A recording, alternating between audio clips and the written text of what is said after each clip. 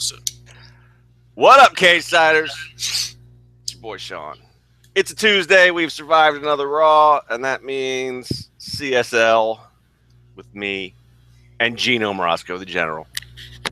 What up, General? What a stupid show. I don't know if that's strong enough for this one, actually. This show sucks. Oh, my God. Sean. This one here, or are we talking about Raw, or both? I mean, whatever. I know. Let's start with some good news first. Okay. Did you sign yet? If I sign, I believe I have. Yes. Okay. So we have an announcement. Oh, I didn't know we were doing this. This is so We're exciting. absolutely doing this. We have re-upped the contract of one Sean Rudiger. True. Sean, True. How you feeling, man? Can you talk about what we did for you? You don't need to go into specifics, but can you say what? Can you just do it? How am I going to do it without going into specifics? Okay, he got a massive raise, everybody. It was big. It was big. It was. That's what she said. I wish. It's 2016. I'm still saying that. I know. Well, that's good. You know, Michael Scott's always funny. Yeah, I was. Percentage wise, I had to do Steiner math to figure out, but that's only because my starting number was so small. But well, it's not like I'm fucking retiring off of it, but I'm here. I'm going to be here a little bit more often. I'm very grateful to Gino and Bill Hanstock and our bosses at the corporate offices for taking care of me. Much deserved, I might add, but still, it's a two-way street. I earned it. New contract. So Sean's got a new contract. I talked to New Japan. I talked to TNA. After weighing the offers, I decided I was going to keep my talents here at Cageside. Yes, we didn't want to lose you. We're suing some people for tampering, but son of a bitch. Yeah, but Sean's back, so that's some good news, and so I'm pretty happy about that. So I just wanted to talk about something happy and good. There you go. We started the last one with a 10-minute rant, so we might as well start this one with a little. We did. We started with something good, and also we can't really go into specifics for this, but Sean made me cry this week. Everybody. Oh.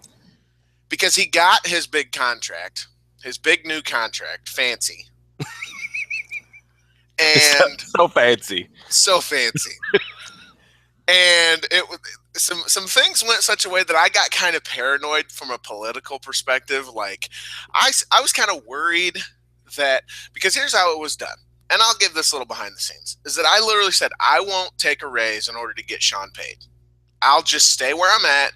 We need to take care of Sean before we do anything else. So that's what we did. But I got a little paranoid, like maybe there's something going, maybe they want, Sean's easier to work with or whatever. And, I am kind of volatile. So maybe they're like, let's just push Gino out and have Sean be the guy. So I talked to Sean in the Cageside offices, but we closed the door. We did. We closed the door. Closed the virtual door. Yep. No one could hear us. And I'm expressing my concerns, and Sean, I'm not kidding, makes me cry because he goes, I'll tell you this. If there's any move to push you out, I'm going with you. And in life, Cagesiders, not to get too deep into this, there will be times when your values, your morals, all that stuff is tested, where moments will come up where you decide who you are. And there's not a lot I value in the world, but loyalty is number one. And so that Sean did that for me, it literally, I'm getting emotional right now. It basically made me cry. So Sean, I want to publicly thank you again for that. I love you. That's a shoot. And yeah, man, I'm really happy. Yep. I wouldn't. 2016. I wouldn't be here if you hadn't given me a shot. And I'm proud of what we've grown, and I don't want to do it with anybody else. So that's what I told you behind the scenes. That's what I tell you here in front of God and the universe. Let's talk. Tell me you love me. I love you. All right. So we're happy this week. We're no more of the yelling and and the promos and some of that was. There's still some assholes in comments, but we'll leave them alone this week. Yeah, I'm still performing a little bit. I get on here and I start getting promo mode. I'm a better promo than Roman Reigns. That's damn sure. That's what people love you for. You are a better pro. You're a better promo than Chris Jericho. You're a better promo. You're probably a better promo than everyone who was on Raw last night, except for Becky Lynch and Kevin Owens. Heyman. I'm a little worn out on Heyman. I got to tell you. I mean, I know he's just doing what they're telling him to go out there and do, but it's not. Well, for one thing, I guess sort of babyface Paul Heyman isn't that exciting to me. And I know he's not full blown babyface, but maybe that's the problem. He's trying to do the writing.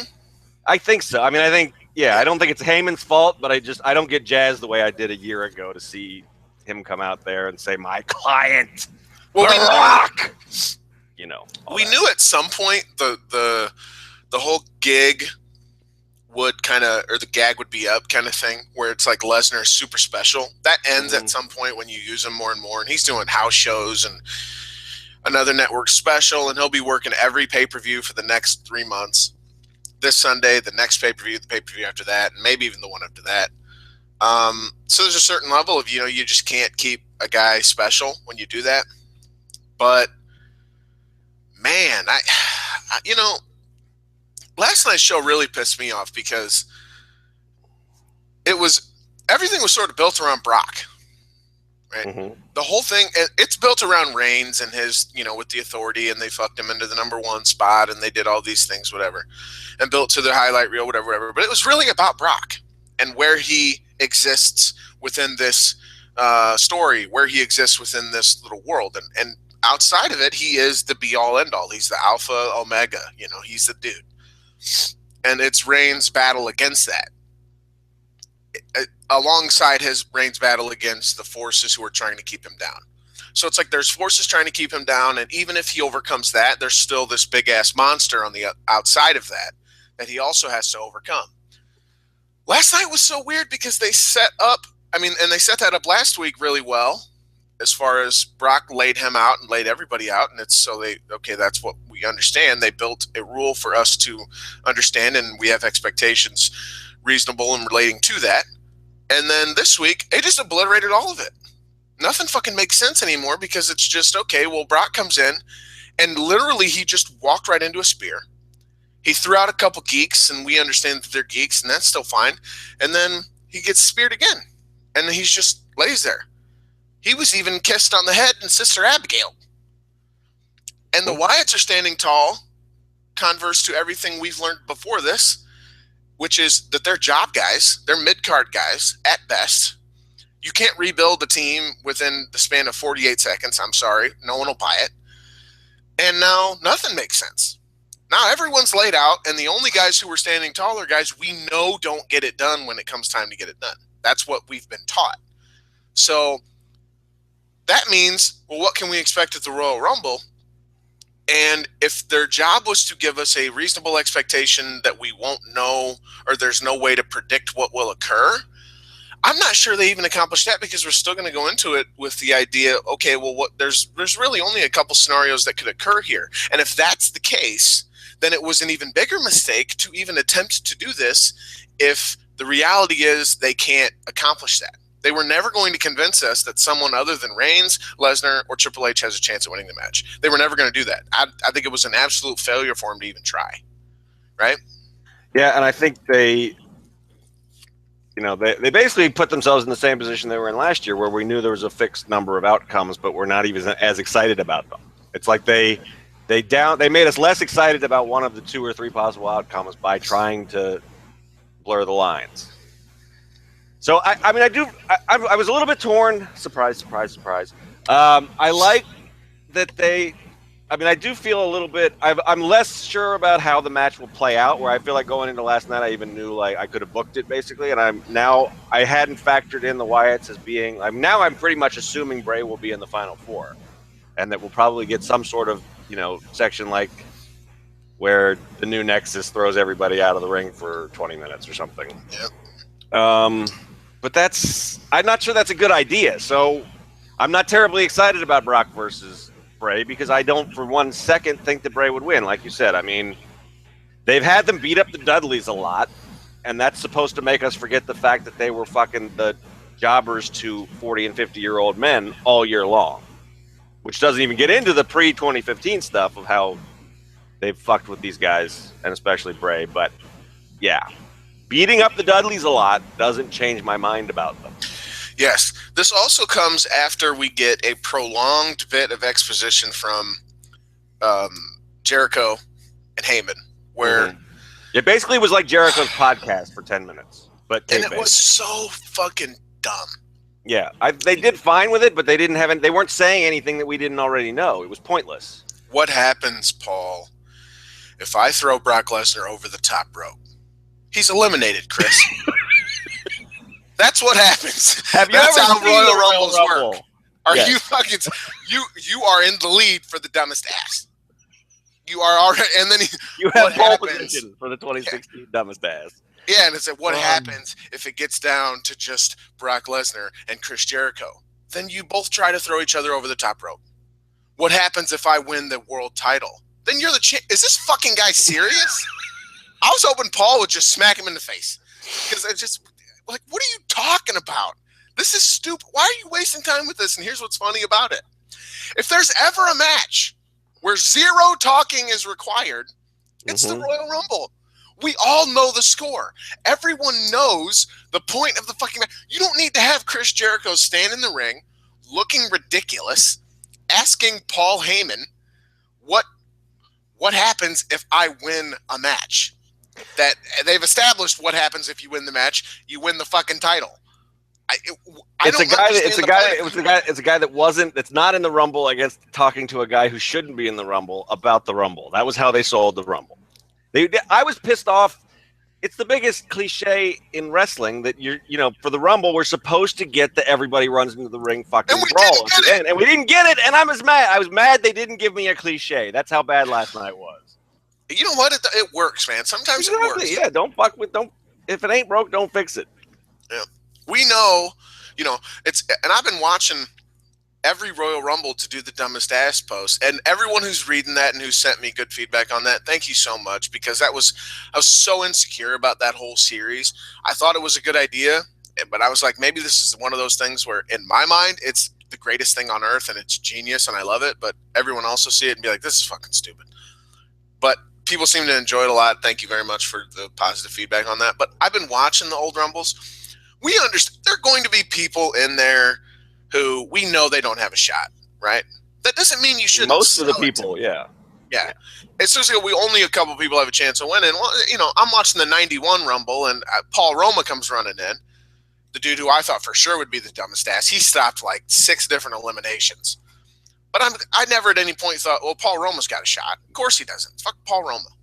But you should still sell it to me that, well, it's power and glory, and maybe Hercules gets in with him and they can do some shit, and maybe who knows? You know what I mean? They didn't bother to do that with anybody other than the Wyatt family. The League of Nations is talking big, but they've shown to be so inept, it's ridiculous. They got punked out before Brock. They got beaten up by Brock and Roman, who then got clowned by the Wyatts. So these fucking idiots. These idiots were arguing. What a stupid show. What a stupid show. This show opened, since you went there, fuck it, let's get to it. This show opened with dudes standing around talking, arguing about getting together later to do some more standing around and talking. That's actually we should be on the highlight reel. Like, you realize you're basically already on it. Yeah. That's kind of what this basically, why do we need to do it later? You know why you do it later? Because Brock's going to show up. That's when Lesnar will be there. So again, it's just, he is the sun in this universe. And it's just, what a stupid show. My God. Yeah, I don't, There's nothing to even say about it. No, I know. That's it. Good night, everybody. Yeah, Jericho's telling really bad, stupid jokes. His jokes are really bad. Yeah, they need to fucking turn. I am the biggest Chris Jericho apologist, possibly on the internet at this point. Yeah, I don't know. I got nothing for you. I can't do it this time. Was that on purpose? Yeah, that was on purpose. I thought that, like I said, I thought he did okay with the material he was given in the final segment, but that was a dumb idea. But yeah, I can't.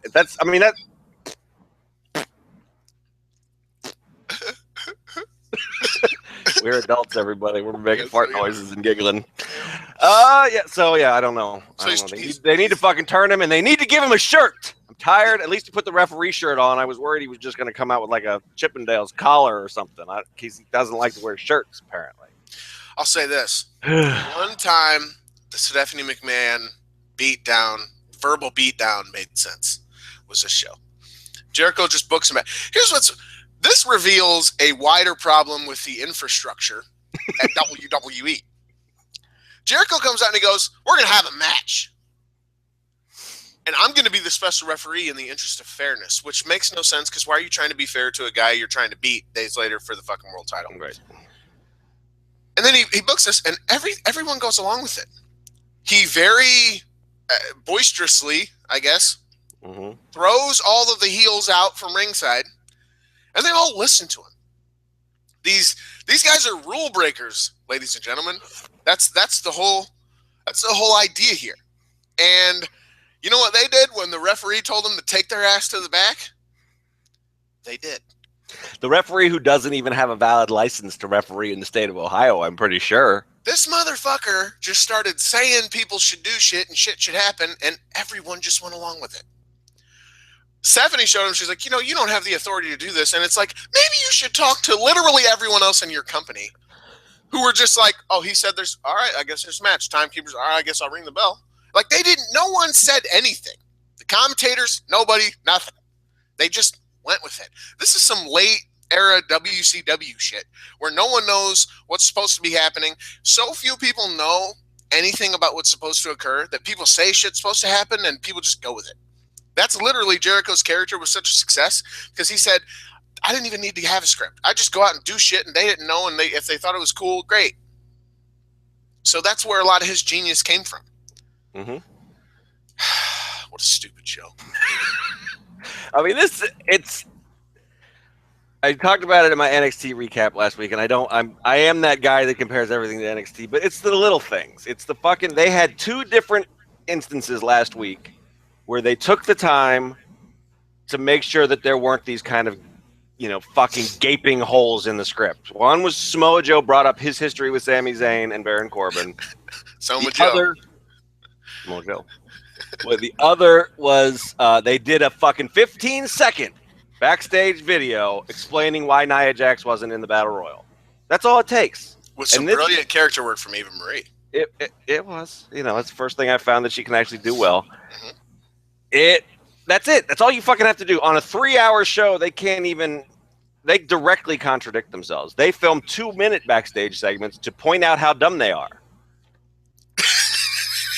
That's what the Stephanie segment is. Like, holy shit, this is a mess. We're fucked. Yep. Okay. Holy shit, this is a mess. Who's running this show? Oh, right, I am.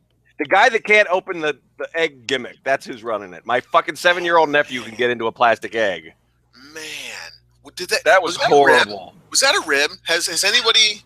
I haven't seen any new stuff yet or listened to any shows. Were they fucking ribbing Vince? That had to be a rib, right? Big, strong dude who's all about fucking big, strong guys. And he can't open plastic balls. I don't think so. That was painful to watch. Stephanie getting on the mic having to save it and her save was to reference an earlier dumpster fire of a segment that they had run. Again, what a fucking mess. What a fucking stupid show. This company is unbelievable. And they're the top company. How did that even happen?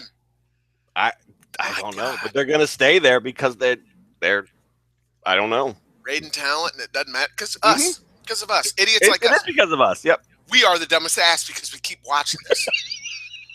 I was going to nominate, somebody on Twitter asked if you were going to do like an overall, like a dumbest ass of all time. I think it was Drew. And I almost responded. I think it's got to be Vince, right? Or it's us. But you're right. I was going to say Vince, but I'm wrong. It's us. We're the ones that keep watching it even when it doesn't make any sense. I'll say this, though. We're up to 2006. I actually have 2007 also completed. But I put 2006. I haven't seen if anybody commented yet, but I put in there that Big Show is building a dynasty of dumb. This man is a fucking idiot when he gets in the Royal Rumble. He so many times, and I always teeter on like what to include as a dumb moment. At first it was anyone who stops an elimination. So let's say a guy is on the ropes. Yeah, that was how you pitched it to me and Bill. Yeah. Yeah, and a dude is actively trying to like push him out. If another dude comes up and hits the dude who's trying to push the other dude out, he's a dumbass because he just stopped an elimination. That dude is helping your cause. You're an idiot. Well, watching Royal Rumbles, I had to expand this point into anytime a guy picks a guy, I call it a cardinal sin in a Royal Rumble. If you pick a dude up over your shoulders and slam him to the mat instead of over the top rope, you're a fucking dumbass because you could easily just throw him over the top rope. Big Show, holy fucking shit, Big Show, you dipshit. This man, he's so dumb you get mad at it because he'll do shit like for years and he's never learned from his past mistakes. He lost the 2000 Rumble because he's got Rock up on his shoulder and he's like walking around playing to the crowd. And you're giving him time to recover. Ultimately, he gets eliminated. Same shit. 2001, I think it is. He was almost the dumbest ass for that, but he wasn't because The Rock was somehow even stupider. Excuse me. Playing to the crowd. He comes in, choke slams everybody. Gets to The Rock, grabs him for the choke slam, starts playing to the fucking crowd. Gets dick kicked and eliminated 3 seconds later. You fucking moron. 2004, I believe it is, picks Chris Jericho up, choke slams him out of the ring. So I normally don't include choke slams, right? Because, I can at least find a decent reason to do it. That's what I usually do. Okay, that was a dumb thing, but let me look at the other side to see maybe this is a good reason for doing it, so it might be a strategic-based thing. Okay, whatever, I'll try to do that. So usually I don't include choke slams. He had just eliminated Chris Jericho with a huge choke slam out of the ring. Goes over and grabs Benoit, picks him way up, plays to the crowd, and slams him to the mat. You fucking dummy. And ultimately, he's the guy who was eliminated by Benoit. So he didn't eliminate the guy that he was eliminated by who won the match. Dumbest ass. 2006, all the same shit. Has Triple H pressed over his head. Just standing in the middle of the ring, hanging the fuck out with a dude over his head. Guess what he did? Slammed him to the mat. Guess who eliminated him? That guy. Triple H. Just the dumbest ass imaginable. So I'm fully expecting he's in the 2016 Rumble. He's going to get in. He's going to pick Lesnar up. He's going to have him way up in the air. He's going to walk around like a dipshit for 10 minutes. Undertaker's going to show up, kick him in the dick, and Lesnar's going to F5 him out of the ring. That's what's going to happen. Because Big Show is the stupidest motherfucker who's ever competed in a Royal Rumble. But the thing is, I give you a little bit of a spoiler for 2007, which will be going up here in a couple hours. He's been dumbest ass 3 different Rumbles. And we'll go back to Raw after this. 3 different Rumbles. But there's a guy who gets it in 2007. Or wait, 2008. I'm working on 2008, and that's what it is. In 2008, who's going to tie him for the most times being the dumbest ass. And I won't spoil it from there. All right, go ahead. That's kind of his gimmick, though, because it's like Kofi's is the ridiculous spots, and Big Show's is being really, really dumb. Yep. And he's a company man, so. Generally speaking, the bigger you are, the dumber you are in Royal Rumbles. Yep. That's just the lazier the creative is, because they can't figure out any other way to deal with them but to have them be really dumb and get eliminated. Yep. Luger went back-to-back dumbest ass in 94 and 95, and I thought, well, we'll never see this again. And then Undertaker did it in 2002 and 2003. Just, again, same thing. Never fucking learns. He eliminated a guy and then stood over the ropes and said, "Get your ass out of my ring." You just threw him out of the ring. How fucking dumb can you be? And then that's when Maven came up and drop-kicked him and eliminated him. You were eliminated by a tough enough winner because you were leaning over the top rope and yelling at a guy to get out of your ring who you just threw out of the ring. You dumb ass motherfucker. Who you had already eliminated. Yeah. He also had already eliminated. Like, are you stupid as shit? Yes, you are. You are stupid as shit. Just dumber than a brick. And it's whatever. It's more interesting than Raw, which was also dumb as a brick. Yeah, there was nothing on this show was any good other than it's funny. Everything about the show sucks, right? Except for one story. The Divas. The Divas title story is the only thing that makes sense on the show. I saw someone called Ric Flair, Sting level stupid. And I'm real sad that I ever introduced that to Cageside Seats. Not that I'm the one who thought of it. Of course, I'm not, but ever said it on this channel or on the site, because every time anyone does anything dumb now, oh, he's Sting level stupid. No, it's a new term to misuse. It's like buried and everything else. Yeah, we love to get a new term we can misuse. Yeah, he's not stupid. He's just egotistical. Right. And as we've seen at WWE itself as a company, is a prime example of what happens when ego runs wild. Stupidity reigns, ladies and gentlemen. What a stupid show. That's what happens when ego runs wild. Is that a catchphrase on this site is born out of ego. So you go, he's Sting level dumb. This fucking company's Sting level dumb. You're Sting level dumb for watching this and critically analyzing it. We are the ones that are Sting level dumb. The company is Ric Flair. They're egotistical and making mistakes, but they get to keep doing it because we're idiots. But at their best, they're great, so it's worth it. Exactly. Well, they should be great a lot more often, though, is what pisses me off. But I do keep watching for. Right. It's also, I watched the backstage interview that Becky did, and immediately she's the best babyface on the roster, and did a post that said that. The problem, I think, is the fans don't care. The fans on the main roster aren't going to connect to the same stories that get over so big in NXT. In NXT, they can do the traditional old school kind of booking. And I've seen people argue that that's all Triple H is doing, is what's old is new again, essentially. And he's just doing what worked in the past. And it's very simple, very basic. Partly, I'm sure, by design, but partly because that's what it has to be. You only get an hour for each show, and you do things a certain way.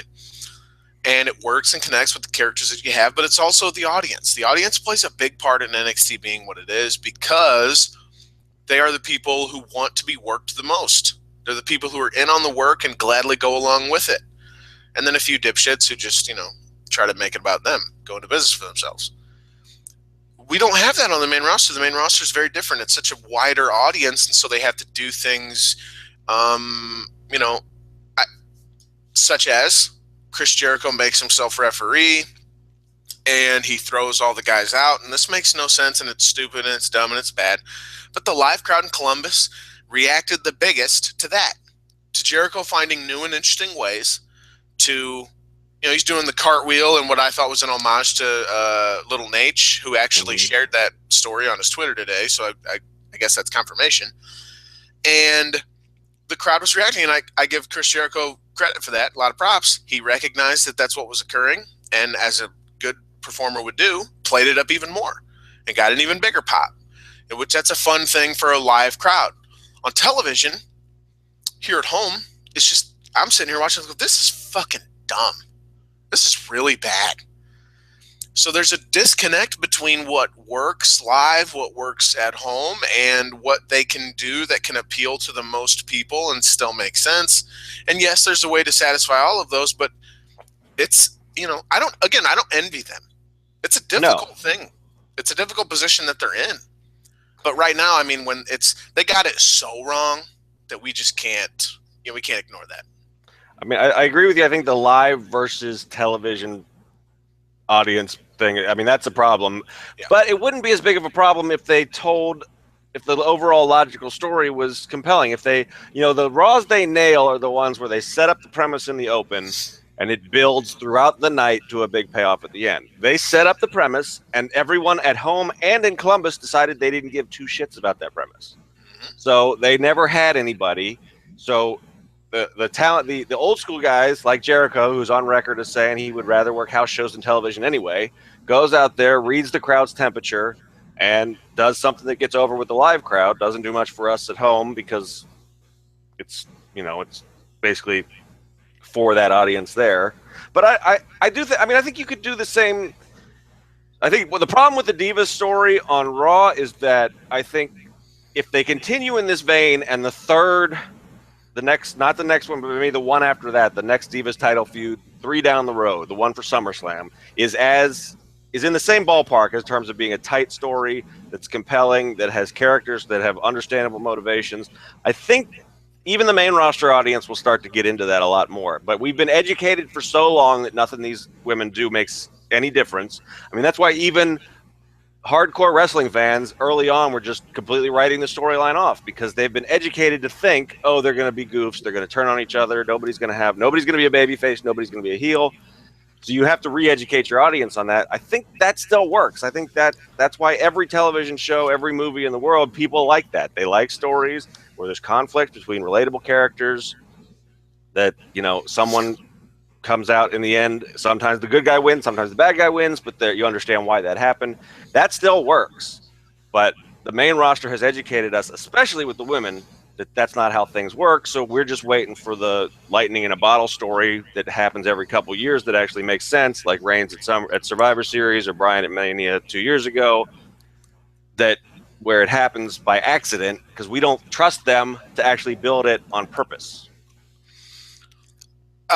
You know, it's funny because going back and looking at some Attitude Era stuff where, oh, everybody had a story and all this and that. That's true.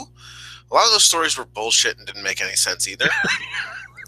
The reality is, you know what they had in 1998 that they don't have now? Steve Austin. Yeah. In 1999 and 2000 and 2001, they also had The Rock. And Triple H, even to a lesser extent, Kurt Angle. The big stars basically made it to where they could do no wrong. Mm-hmm.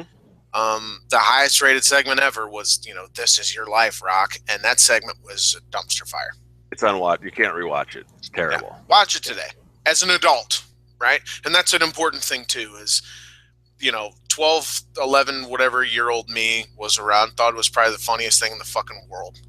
But I'm not that age anymore. And that's a thing to consider too when we watch this, is the Jericho, I got to when he started doing the over the top, you know, throwing him out stuff. I was, this is the part that's not for me. People are loving this, and I can see there's value to what's occurring, but they didn't take care of all the little details to get to it. So I appreciated that, you know, Stephanie came in and did what she did, but also when they do that, it makes it to where I am appreciating that Stephanie did that, and I'm supposed to like Jericho and dislike Stephanie. So it, you know, you have these, you're trying to tell this story, but you're not paying attention to how you're telling it. Mm-hmm. Still expecting me to view these characters as you want me to, but you're not doing the things you need to do to make me view them that way. Yep. You know, and I mean, we've had this discussion before. I mean, I think there's a lot of times where we, as an intelligent audience, can connect the dots. And I'm not saying you have to fucking telegraph everything for me and write it out in giant letters in the sky or I won't get it. But I expect you to every once in a while show your fucking work so that I know that I'm not the one who's inventing a story for you based with charismatic characters, which I think even in the Attitude Era, like you said, they don't have Rock or Austin at this point. They don't have Triple H as big as he was then. They've got a lot of talented guys who do not have the presence that those guys had. And maybe they could if they weren't scripted. I mean, that's the Austin argument. I think at least Owens certainly could. Probably Cena could get over a lot better if he didn't have to work from at least bullet points.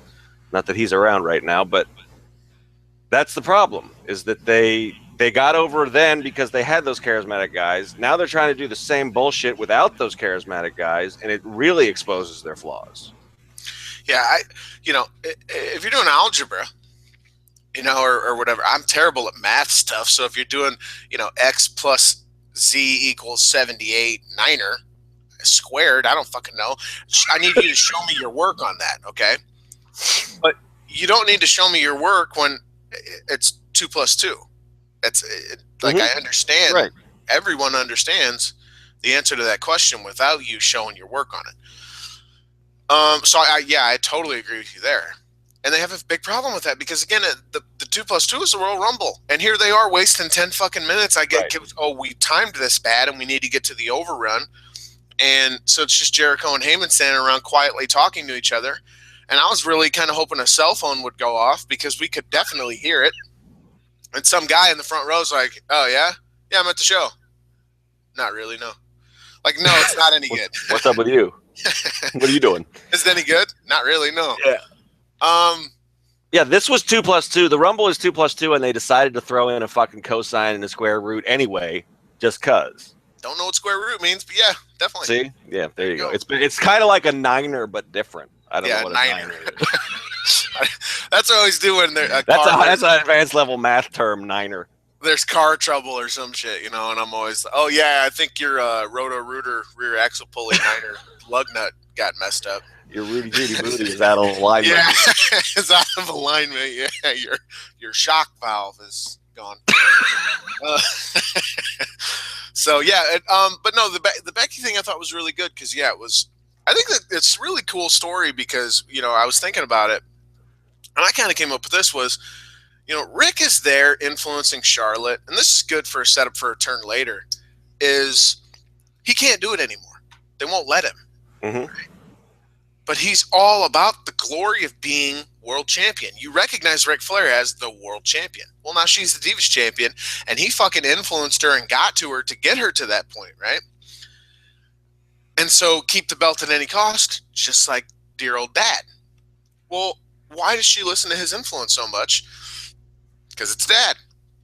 Why is he so interested in her being that way? So he can live through her. Mm-hmm. It's smart then for Becky,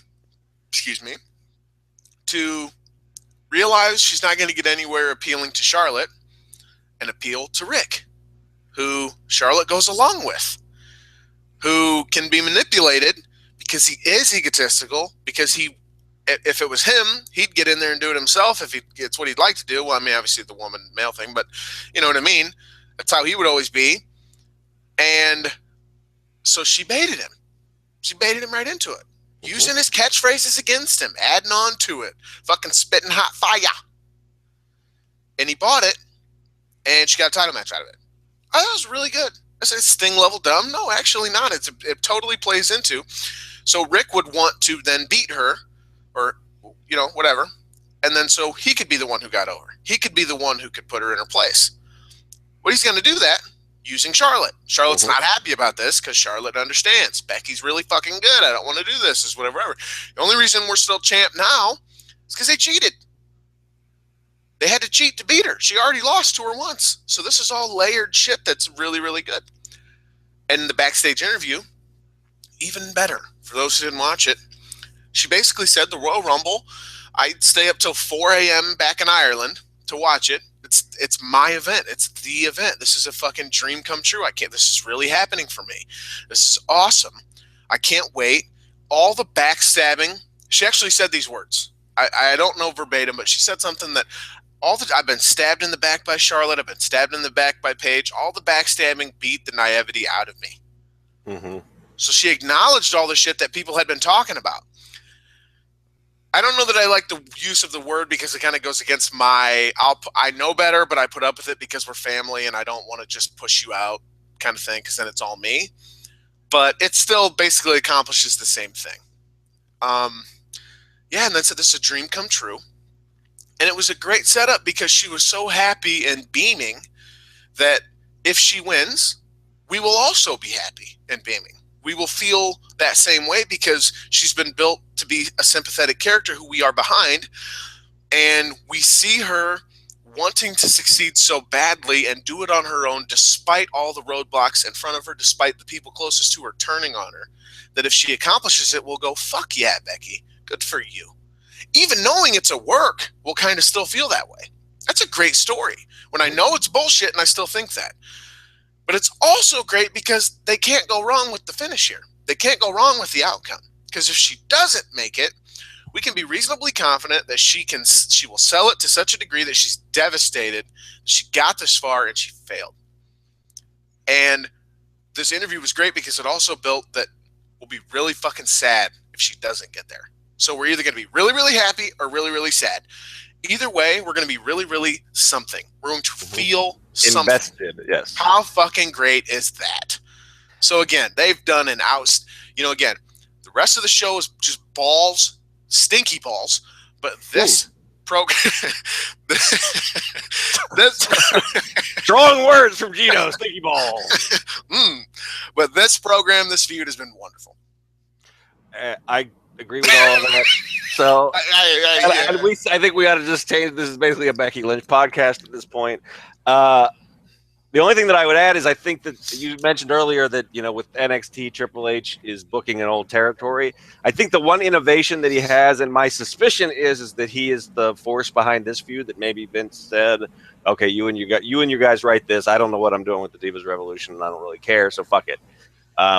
Because this is an NXT feud, and what he does, in addition to, he takes the old school, the basics, but he adds in all that stuff that you were saying. He adds in a little bit of the reality era stuff, where this is what we know of Rick. He's an egomaniac in character and behind the scenes, that he's got to keep his name in the headlines, and this is his way to do it. So it's old school, but it's perfect for us, the smarks, whatever you want to call us. If you don't like that term, call yourself something else, because it pays off all of this behind the scenes shit that we read and think about and discuss too. It works that into it, and it's good stuff. Yes, unfortunately, on the same show, you have Paige and Natalya giving each other fucking Eskimo kisses and pretending that 4 months worth of story that you might have invested in didn't even matter. So again, even on the same show, they're telling you, the ones without penises, you don't need to pay that much attention to them. We don't take them seriously. We don't know about the penises. No, they don't have. I don't think they have penises. I don't think it matters either way. They identify as women. No. True. Natalya posted a photo of her and Paige, and she goes, I made her smile, so that's a good thing. But it's like an artsy photo. It's like black and white. Mm-hmm. Natalya is standing, and she's got like her head down, and it looks like her eyes are closed, but maybe she's looking behind her. And Paige is behind her with this really strange look on her face. I encourage everyone to seek this photo out and die laughing every time you see it. Because I look at it, I'm like, what's happening here? If I didn't know better, I'm not going to complete that thought. So what a stupid show, because this is just dumb as hell. And they expect that we'll forget that Paige is the one who attacked Natalya. And remember the backstage thing that they were doing? Yep. It's sad that we're going, hey, do you remember where they did this thing? And because they don't. Yeah, who cares? I mean, they did. I don't know if you've watched their Fallout video, but it basically, it sounds that, I don't know. I don't know if they're intentionally trying to make it sound like they're sleeping together. Probably they are, because these are still the people that did all the HLA angles. So a lot of those people are still probably backstage. 2 of them are named Vince and Kevin. They basically say that they like to fight just so they can make up, and then they rub noses together, and it's the stupidest fucking thing I've ever seen. Well, Paige is... So they do acknowledge it in the Fallout video, but then they write it off with a wave of their hand, which is even more insulting than like pretending it didn't happen. I don't know. It's a different kind of fucking moronic. It's the reasonable expectation that we'll just be cool with it. Because we will. Because honestly, we are. Who cares? Who cares? This is the whole. This is like the. I don't watch Total Divas. This is why. This is part of the whole self-loathing thing that like wrestling fans have, is we know we're watching this stupid fucking kids show that doesn't even connect the dots. So, and we accept it, but then we sort of feel bad about it. We don't like to tell our friends that we watch it, and on. I mean, it's a fucking cycle. Yeah, and it's funny. We're so dumb too, because they're like, they signed Styles and the Bullet Club guys, and then Nakamura, yeah. They signed Nakamura, and I was like, oh, it's so exciting. I can't, fresh matchups and all this stuff. You fuckers realize they're gonna give him a name like Jim Bob Cooter, and then he's just like he's not going to be anything like you understand him. I so want the phenomenal Jim Bob Cooter now. Do you understand? Did you understand that's what's the phenomenal one, JB Cooter? Jim Bob Cooter's actually the name of the Detroit Lions offensive coordinator. Is it really? Yeah, that's a shoot, dude. Oh, that sounds like somebody Jim Caldwell would hire too. Exactly, dude. Like the Lions are bumblingly inept, and it's because their fucking offensive coordinator is a man, I shit you not, by the name of Jim Bob Cooter. Anybody with the name Jim Bob is the greatest thing on earth. I'm gonna pretend from now on that Jim Uso's middle name is Bob. Jim Bob Uso. Is Jim Uso the one that you were thinking was cute last night on Twitter, or was that Jay? Here's what's funny, motherfuckers, because Jey Uso's cute as shit. It's funny. All the stuff I tweet, and I tweet some shit. Okay, He does, people. He does. People. I said the Janice catch in the Packers Cardinals game in the end zone. I said not a catch. Mm-hmm. Oh shit! People coming out of the woodworks be like, "Oh yeah, it's not a catch. I'll fucking knife you." My God. So realizing I'm in a hole, I'm like, and then I watched the replay.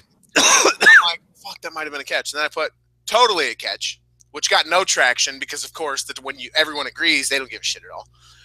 And then I'm like, I need to get myself out of this. So I tweeted, Brock Lesnar is a catch. Play on words, whatever. Mm-hmm. And then that got some traction. I'm like, okay. So I tweet some shit that people they're ready to knife me for. And finally, the one wrestling thing I tweet that people are ready to throw down about is that Jey Uso is really cute.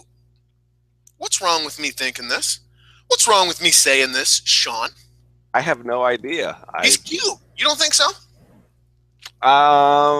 You don't know.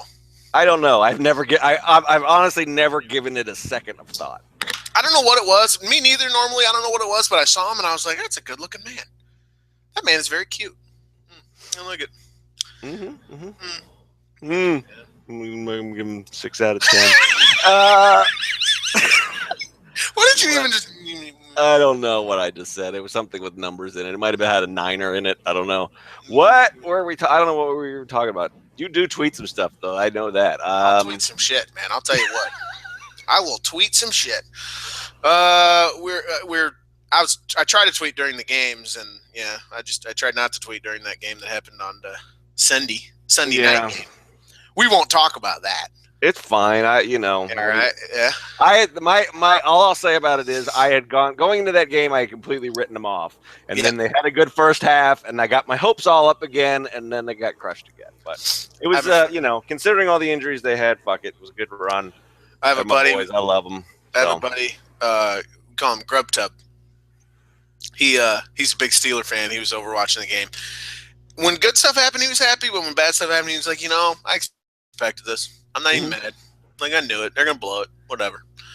Anyway, and that's basically Raw. That's a good segue back to Raw. It is, yeah. I know. I don't expect anything. They're going to blow it. I know it. And then it happens. So, there you go. What else do we want to talk about? Anything else on the show? Kevin Owens. I will say I sought out the picture you recommended on Natty's Twitter, and they're doing some sort of lesbian angle. I'm not afraid to say it anymore. There's no other explanation for everything you got out of them last night. That looks like I've seen stills from pornos that are less explicit than this picture. If you didn't know better, you might think Paige has got a finger somewhere it's not supposed to. That's a reach around right there. What else was there on this show? Total Divas is on tonight, people, so you might tune in because maybe Natty and Paige will consummate their relationship. Tyson's been sleeping with Cesaro, so maybe it's time for Natty to go out and get something on the side herself. Oh man, Natty's freaky, man. They did a story where they went to a sex therapist. And the first fantasy they played out, I believe, was a break-in rape fantasy. So they went deep right away. Did they make Natty? Did Tyson make Natty join the submission sorority? Tyson didn't like any of this. Oh, they had the lady in there, and she had like one of the crop gimmicks or whatever, the whip thing. She's like whipping Natalia, and kids like, what is this shit? It's like a missionary is all I need. Just get this woman out of my home. Why are we talking about this? Raw. Yeah, what else happened? This is what we do every week where we're like, what else was there? And we started thinking, and we go, there was nothing else on this show. Did you seriously like the New Day segment, or were you joking? People didn't like that? I thought it was I didn't like it. I'm tired. No. The Francesca funeral? No. I don't know. I thought it was. I liked when Big E said that Chris Jericho had ashy knees. I liked that part. I was not a bit. I didn't really. I wasn't that excited about jokes about Chipotle giving you diarrhea and that. Yeah, I didn't like jokes, man. I mean, yeah. All right. I won't. It was fine. I don't know. I didn't think it was one of their better segments. It was fine. Hella Chipotle. Said hella in 2016. What a time to be alive. Well, Chris Jericho wishes it was 99 again, so. I can't believe you actually said that. I wish it was still 1999. Yeah, we get it, asshole. Go back to 1999. Every time I see him on TV now, I think about his poor children. I don't know. God bless. As a parent, he keeps them off of television. So I don't even know how old they are, but I think I've been following this man's career for a while. I think they've got to be like in middle school. And you would be fucking mortified if your dad was on TV every week wearing a vest and no shirt and saying Trap Queens. You would never leave the house again. You would hide under the stairs. Yeah. I would. Yeah, it's weird to think of any of these people as fathers, but many of them are. And that's kind of terrifying, actually. I mean, I'm sure he's a good dad. Like I said, I respect the fact that we do not see pictures. I'm not. I don't know anything about his kids. I think that's good. But what? Why are you sure of that? Why am I sure of what? I'm sure he's a good dad. Why? Oh, I don't know. I mean, I'm not sure, but I assume I'll give him the benefit of the doubt, knowing absolutely nothing. I'm not going to slam him. Because I am a Jericho apologist. That's what I am a Jericho. Exactly. So I think he's probably the greatest. No, Kofi's the greatest dad in the world. He invented fatherhood. Oh, move number 175 is impregnating somebody, and that's how you become a father. Kevin Owens is also a father, and a good one.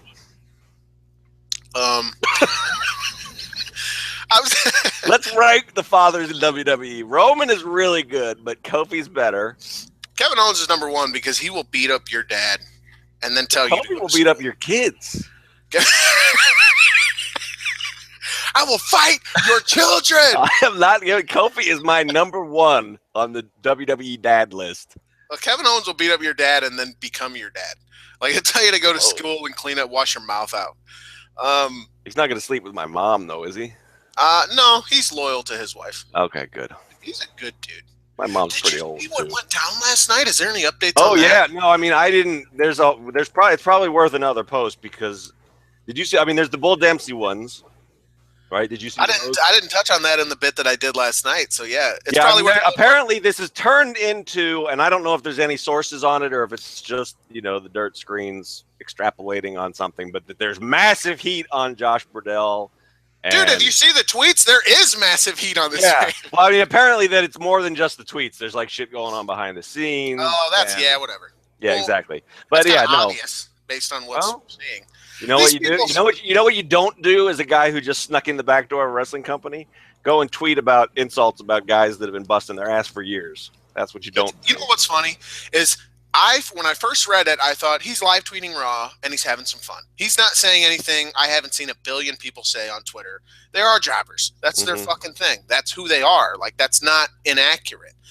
But he's the dude who won a gigantic contract, who was always going to be up against it, who is on Twitter calling dudes who are on the main roster who have been doing this for years jobbers. Owens was the first to attack. So, look at the big veteran with the fancy insider terms. And then Stardust sees it, and he's got a personal account that is protected, locked, that he just doesn't let anybody follow. He has to allow you to follow it. He has to approve you. He used his Stardust account to say, "You're not." Owens blocked him. He goes, "You're not blocked. You're banned. Have fun dressing anywhere other than the locker room or something like that." Dick. I think he threw the word dick in the middle too. Enjoy dressing in the hall, dick, not blocked, banned. Yeah.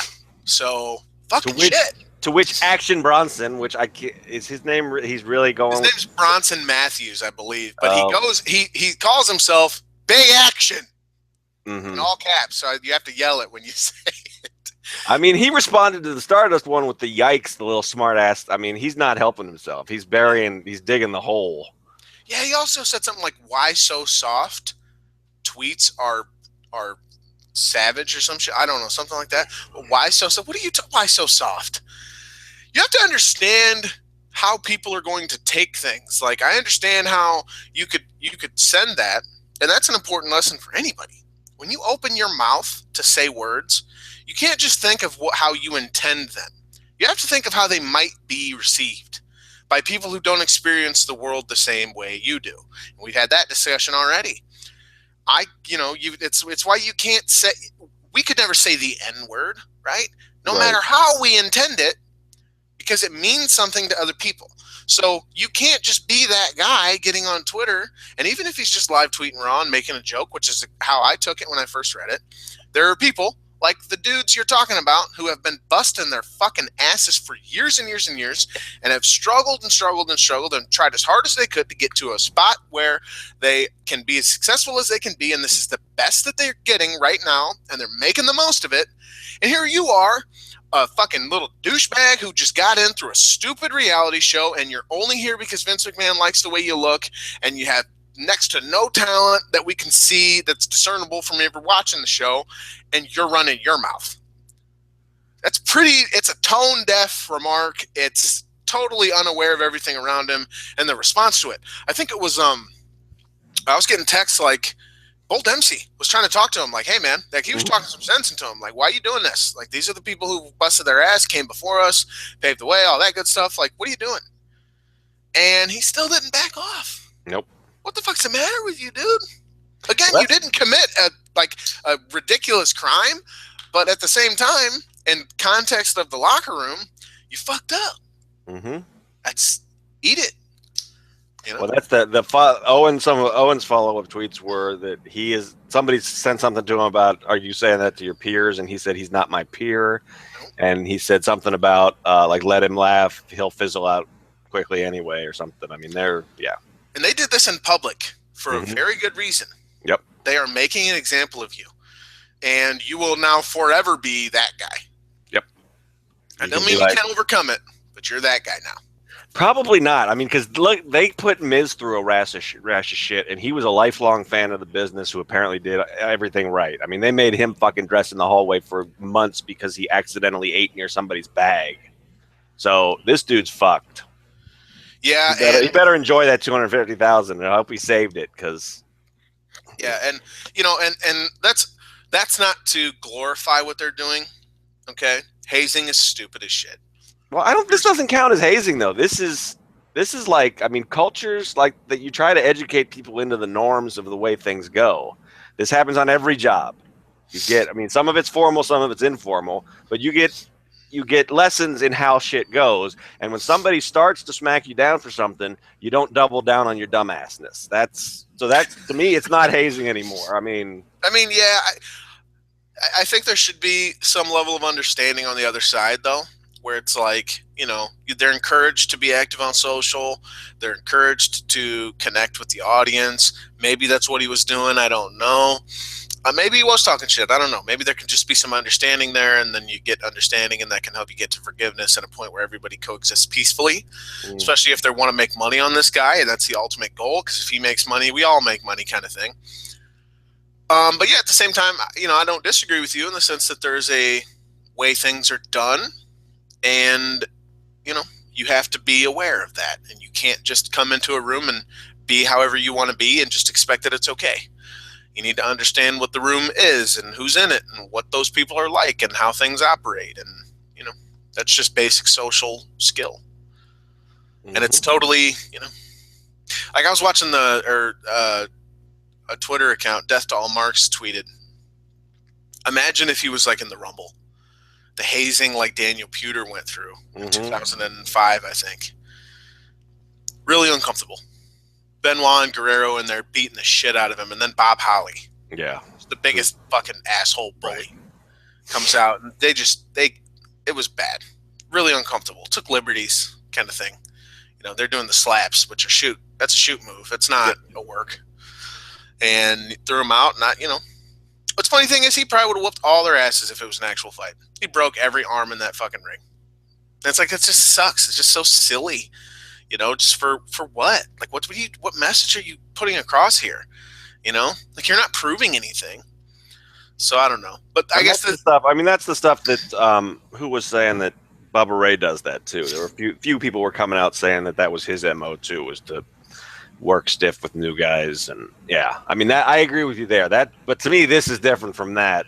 Although I do think, I mean, well, to me, it would be all different if he disappeared off of Twitter, or if he sent something out saying, I mean, I guess apparently at some point he did say something like all love or something, but he at no point did he like back down from his position. So, like I said, at that point, you know, you've opened yourself up to this. And I don't know, and maybe, I mean, if this ends up resulting in him getting a physical beating, that's not cool either. That's not what I'm talking about when I say like informal education. But for this to me is different from the Bubba Ray stuff, and the Bob Holly stuff is, that guy's a piece of work. Yeah, and I don't know. It's weird. Well, and it's always weird. I mean, we talk about this a lot too, even with some of the scripted stuff. It's always weird that this company that, you know, be a star and they want to have Martin Luther King cheers in the locker room, and they put out their little video about keeping the dream alive. All that sentiment doesn't match up with what we know about them behind the scenes, or even what they put on TV sometimes. With a guy making a joke, making a joke, and Cody Rhodes being like, "You can't dress in the locker room now." Right. Cody Rhodes is like 5'0", and Big Action is this gigantic man who could probably kill somebody with a well-placed punch. You know what I mean? It's like, it's such a weird. Isn't that great? Big Action. Every time I see it, I laugh, and I'm like, this fucking guy, man. He's getting over with me just because that's great. Big Action. I just hope he thinks everything is big. Mm-hmm. Yeah, he should say everything, and everything should be all caps too. Everything that's big should be all caps. Big hungry. Big hungry. Big horny. Oh, right. Look out, baby girl. Daddy's coming home. He's big horny. Oh, and then I saw people are getting to him because I guess Paige had a Snapchat story, and Big Action was getting some big action in the club. And he's a married guy with a kid or something like that. And he's rubbing up on some ladies. So they're burying the fuck out of this dude. He is done for in this company. He'll never work in this town again. He's gonna have to go to the Nashville territory. Don't go there. That's such a stupid thing. Territory in 2016 is such a stupid ass thing. But whatever. Yeah. Well, your boy Austin's the one. He says territory. Yeah, but he gets away with it because he comes from that time, and he's exactly, and he's Austin, like we were talking about earlier. I mean, he can get away with. That's like the Edge and Christian story about how he got what over, and they're like, "Oh, this motherfucker's gonna get this over," and he did. Yeah, that son of a bitch. Anything else from Raw that we need to touch on before we go? Kevin Owens killing Byron Saxton is where I was initially going, but then and that's been money since going back to the NXT. It's still money. Let Owens talk. That's the only thing I don't like about the Ambrose feud, is that he hasn't had a chance to talk a lot, and last night they corrected that. So, what happened? So yes, Social Outcast. What do you mean? Was he? Why are they not doing the thing where they establish him as the big dominant guy in the Rumble? Because they got Brock and Roman in there, I guess. I don't know. I think it'd be better to, like, instead of, the Social Outcasts, didn't they kind of fucking like knock him down with that? I mean, who's really? I guess. I mean, you think it hurt casuals' perception? I think people either think Big Show is something to take seriously, or they don't. I don't know that anything they do changes anybody's mind at this point. I'm just wondering if it means that we're going to, I don't know, I guess, because despite, the dumbass, like I've noted, they're dumb as hell in the Rumble. We still get to that number, and then there's everyone's in the ring selling, and then here comes, Great Khali, a man who was once eliminated because someone gave him a kiss. Mm-hmm. So, here he comes, and it's, oh my God, what's it gonna be? So I hope Michael Cole says that. Oh my God!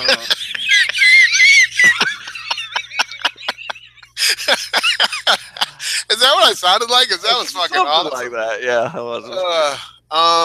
Yeah. So I mean, they still do it. I don't know. Are you thinking Triple H as the winner? Just in the match at all? We still haven't seen him. We haven't heard about him or from anyone. That's what I think is the giveaway. Is that it's the setup for where he just shows up. Yeah, they made sure not to mention him. Here's the thing that I'm concerned about with this Rumble is I think for all the fucking good work that they did and the hard work they had to put in to get Roman over, I feel like everything they're doing with this is setting him up to get booed again or have people not care. Got booed last night. I mean, yeah, nobody's gonna boo. I mean, you've turned Brock face. Nobody's gonna boo him anymore. And then you're going to have Triple H come back for a surprise return when the main roster fans haven't seen him in a month and a half. He's going to get a big pop. You know what? Fuck Roman Reigns, because last night I waited all goddamn night for Brock Lesnar, and I was certain I was going to see him rip shit apart. And then they were going to really pay me off because Chris Jericho's dumbass was in the ring and just talking and talking. Hater. Being ridiculously bad. And here comes Brock, and I'm going, oh, yes. Oh, my God. And I'm thinking, yes, he's going to kill Jericho. I was hoping he would kill him to such a degree that he wouldn't be in the Rumble, that it would alter the actual plan. And he's not even halfway to the ring, and fucking Roman Reigns music hits. And Jericho just ran the hell out of there. He didn't end up doing anything. Which is like, I thought he stayed. Heyman ran. Jericho went to a corner, I think, and didn't do anything. He got out of there. He didn't do shit either which way. Screw that guy. He sucks, and fuck Roman Reigns for interrupting the fucking big beatdown that we were all looking, that they were clearly building to. So someone could be like, what happens if I throw him over the top rope and then I win the title? What happens then, Paul? God. We'd have to put up with your dumbass questions some more. That's what happens. Maybe they're maybe they're gonna turn Roman. Maybe he's gonna join the Authority on Sunday. That would be stupid, but he's not. He's working Triple H at WrestleMania. Main event for the title. That's the fucking plan. Who the fuck cares about that? And I hope Triple H comes out and he goes, what happens if we main event WrestleMania? Fuck. What a stupid show. So is Brock going to work with fucking Bray Wyatt? Maybe he'll work with old Big Dick McShitkick. I haven't popped for one of those in a while, but you got me there. That's what I used it on Twitter last night, and it got over really big. People were like, "Oh, that's your best one yet, dude! Big Dick McShitkick," which is that is a pretty good one. That is a good one. Oh man, we're both coughing while we're laughing, so it's like we're high as shit. That was so good. Oh man, here you go, hit this. This show would be better if I still smoked. Still. Luke Harper's a badass. I did a post on it this morning. I would mark out for him fighting Lesnar, but that'll never happen because he can't have nice things. In the tweet you forgot is. I know. I fixed it in the headline. But you can give Sean a raise, but you can't make him do his job right. Sean typos at least twice in every fucking post, dude. It's a gimmick at this point. And oftentimes the headline, which fucks up the permalink, and you never change the permalink. You should be changing them anyway. I do sometimes. I don't always remember, though. I know. It's the only man on earth gets a huge raise, still needs training. He says, and somebody tweeted we can't even understand you. Oh my God. I don't know why it's so funny. Put the bong down, Roscoe. A good reminder that Luke Harper, a beast. I was speaking as the kids do in the city. That's what somebody was saying. Yeah, you damn right. Luke Harper, a beast. Luke Harper, a beast, yo. Speaking like white kids who want to sound like black kids. Oh my God! And I'm only saying it like that because that's how someone responded back to me. Sean's being a fucking big guy. I'm not making fun of anybody. Luke Harper, a beast. He a beast. Oh fuck! You done now? We're done. All right. Oh, is there what? It was a stupid show. Let's just say a lot for all these people betting on over and under. Oh yeah, there's a bunch of people betting on it. I think we got like 5. I don't know. I'm sure Swift has got a count somewhere. We'll probably kill it dead here shortly because we're doing it so much. But yeah. I know I don't know if that one. I don't know. Is that going to be the shirt? Are we getting the shirt? We're doing shirts. We are. I'm actually getting in contact with the guy to do the shirts, and that'll probably be the first one. And just to fuck up all your betting pools, what a stupid show.